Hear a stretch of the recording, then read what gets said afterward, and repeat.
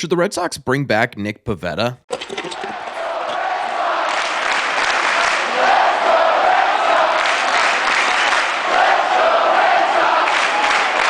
What is going on, everybody? Welcome back to Red Seat Radio. My name is Corbin. The Red Sox have a couple of impending free agents and a whole lot of time on their hands right now. We've already made a video talking about the possibility of a reunion with slugger Tyler O'Neill, but what about a reunion with Workhorse starter Nick Pivetta? Well, that's what we are talking about in today's video. We're going to be going over the pros and cons of the Red Sox bringing back Nick Pivetta and ultimately try and figure out if this is something we want the Red Sox to do. Thank you all very much for clicking on this one. Let's get into it. Honestly, talking about Nick Pivetta and his time here with the Boston Red Sox stat-wise is a really interesting conversation because at the same time that he was a pretty solid pitcher throughout his tenure with this team, it also just simply wasn't enough. And I think 2024 is a pretty prime example of what I'm talking about because this season he's coming off of a year where he was essentially a dead average pitcher. He had a 4.14 ERA. His FIP was right in the same ballpark at 4.07. He had a 1.126 WHIP for a 103 ERA plus, right around 3% above league average production, all over 145 and 2/3 innings. And honestly, this was kind of the story of Nick Pivetta with the Boston Red Sox because his tenure with the Sox looks pretty much exactly the same. Over the 4 seasons he spent, the 4 full seasons he spent with the Boston Red Sox, he had a 4.33 ERA with a 4.20 FIP, a 1.242 WHIP, and a 102 ERA plus, exactly 2% better than the league average pitcher in that time. In Nick Pivetta's time with the Red Sox, he was pretty much the definition of average on the mound, and that isn't necessarily a bad thing, right? Most teams, I feel like in Major League Baseball, would absolutely be happy with their number 5 pitcher being a league average pitcher. You are dead average. It means you're an everyday guy, someone who can go out there and give your team a chance to win pretty much every single time you're on the mound. If you're an average pitcher in Major League Baseball, that doesn't mean you're a bad pitcher in Major League Baseball. And for Nick Pivetta, he wasn't a bad pitcher in Major League Baseball. The problem with Nick Pivetta and his time with the Boston Red Sox is that the Red Sox just kind of simply needed more. For most teams, he would be a number 5 starter, but for the Red Sox during that time period, he was asked to more so, especially in the last couple of years, be a better pitcher than a number 5. He was supposed to be a number 3 or even a number 4. He just simply could not get up to. And that's not necessarily Nick Pivetta's fault. For the most part, that has a lot to do with the Red Sox roster construction relying on players to do better than what they statistically have done in the past. The Red Sox did that a lot over the last couple of years, and Nick Pivetta was absolutely lumped into that. At the same time, too, it wasn't just strictly roster construction being the reason why the Red Sox wanted more out of Nick Pivetta. The big reason, in my opinion,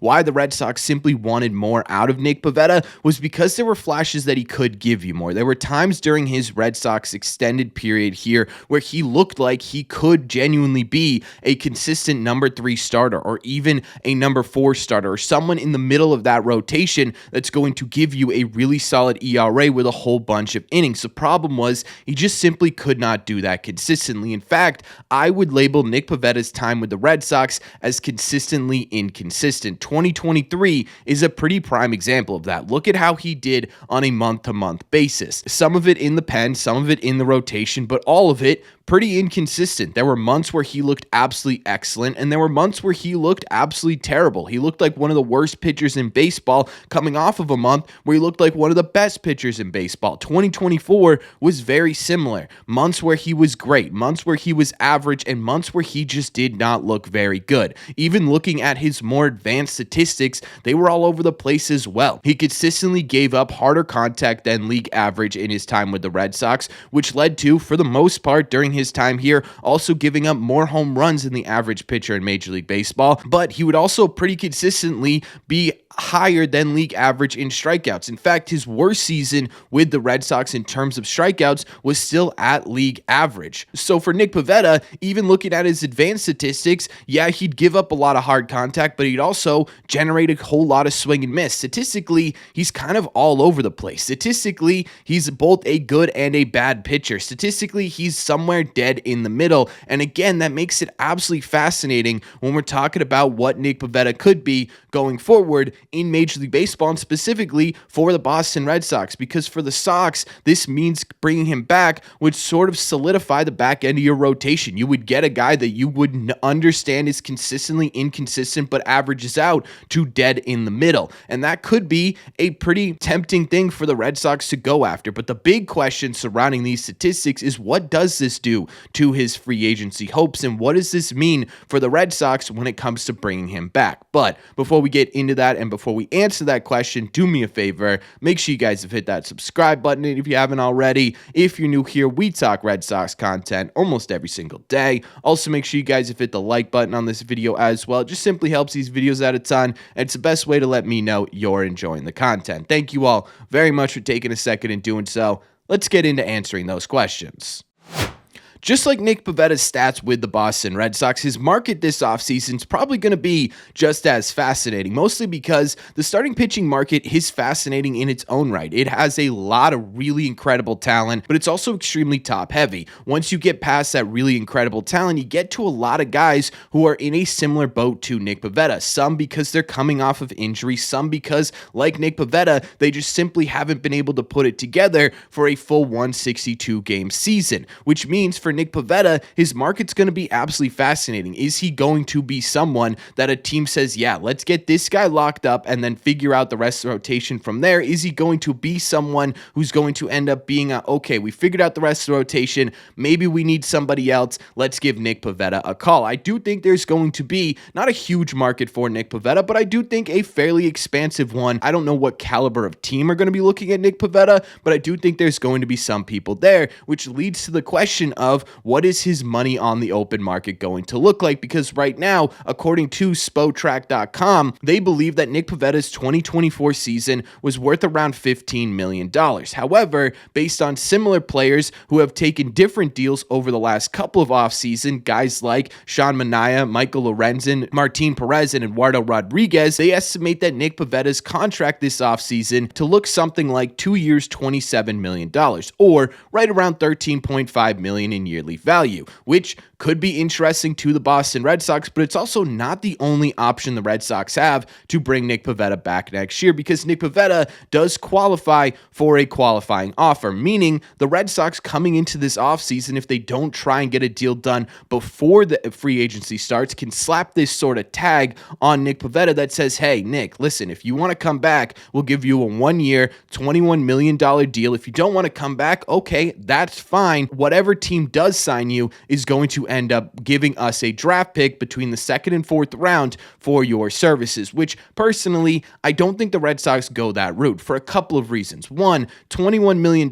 is, in my opinion, pretty heavily above what Nick Pivetta is going to get paid this offseason. Would be a bit of an overpay, even on a 1-year deal. Two, because the Red Sox are more than likely going to have a budget, allocating $21 million of that budget to bring Nick Pivetta back, in my opinion, doesn't make a ton of sense. And three, mostly because if you are going to attach a draft pick to Nick Pivetta, you are immediately going to shrink his market, meaning you're more than likely, if you are going to attach a qualifying offer, going to end up bringing him back. A guy like Xander Bogaerts, who you attached a qualifying offer to in 2022, you pretty much knew for a certainty that he wasn't going to take that, and you were going to get a draft pick as a backup plan. That worked out pretty well for the Red Sox. This time, I don't think Nick Pivetta is in the same ballpark money-wise or contract-wise as Xander Bogaerts, which most likely means if they do offer him that qualifying contract, he's absolutely going to take it, which, in my opinion, wouldn't exactly be a smart idea for the Red Sox. So you're back to that sort of 2-year, $13.5 million a year deal for Nick Pivetta's services. And there's the question. Is Nick Pivetta,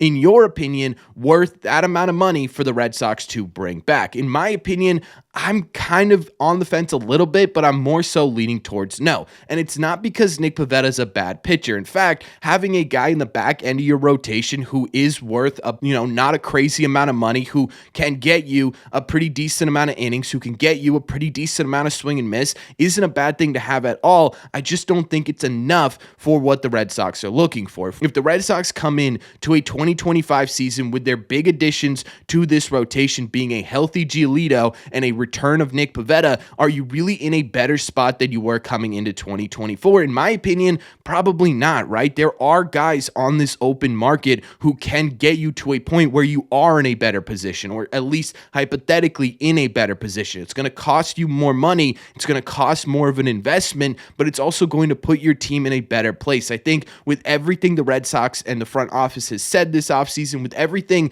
that has gone right for the Red Sox in 2024, not at least taking a shot at getting some of these bigger guys and getting some of these more impactful potential players on this team, to me just doesn't make a ton of sense. And I think signing Nick Pivetta would be a real difficult avenue in trying to acquire some of that more impactful talent. So I'm not entirely on board with the Nick Pivetta train. However, there is one solution here that I do think the Red Sox would be really interested in, or at least I would be really interested in if I were the Boston Red Sox, and that is the idea of Nick Pivetta sort of taking on that Michael Lorenzen role and becoming a flex type pitcher. Basically, a guy who's mostly in the bullpen but can start here or there, because one of the biggest problems with the 2024 Red Sox, that you just simply did not have the depth to sustain the amount of injuries that came your way. They did a solid job sustaining those injuries, but it's because players ended up really stepping it up when you weren't expecting them to. In 25, you need to get to a point here where you can sustain those injuries that are bound to happen to your rotation, to your pitching staff, to your team in general, and that's how you make a real playoff push.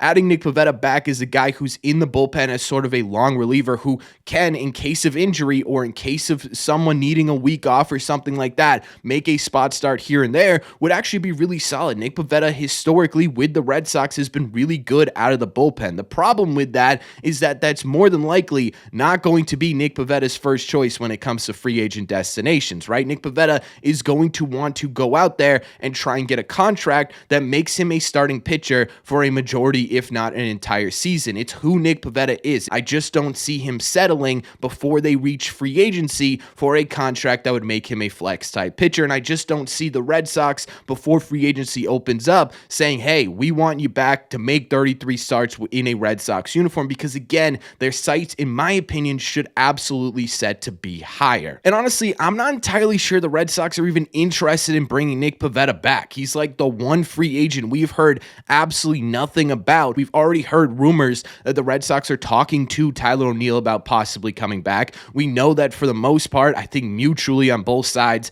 Kenley Jansen isn't coming back. It's Chris Martin and Nick Pivetta that we really haven't heard anything about. I would assume if the Red Sox were truly interested in Nick Pivetta's services, we would have heard at the bare minimum some sort of rumor or report by someone in this organization about them talking to Nick Pivetta. The fact that we haven't heard anything about that really sort of sends me in the direction of the Red Sox, again, looking to add more high impact potential than what Nick Pivetta can provide. So if we're looking at this overall and ultimately answering the question of should the Red Sox bring Nick Pivetta back, unfortunately, I think my answer has to be no. I don't think the Red Sox should bring Nick Pivetta back. And again, not because he's a bad pitcher, not because he doesn't offer anything to this team, but because I think there are guys on this open market that just simply offer more. And if you are going to be hamstrung to a budget this offseason, allocating those funds to someone else instead of Nick Pivetta, in my opinion, makes a lot of sense. Again, unless you're going to try and bring him back in that role that we just talked about. So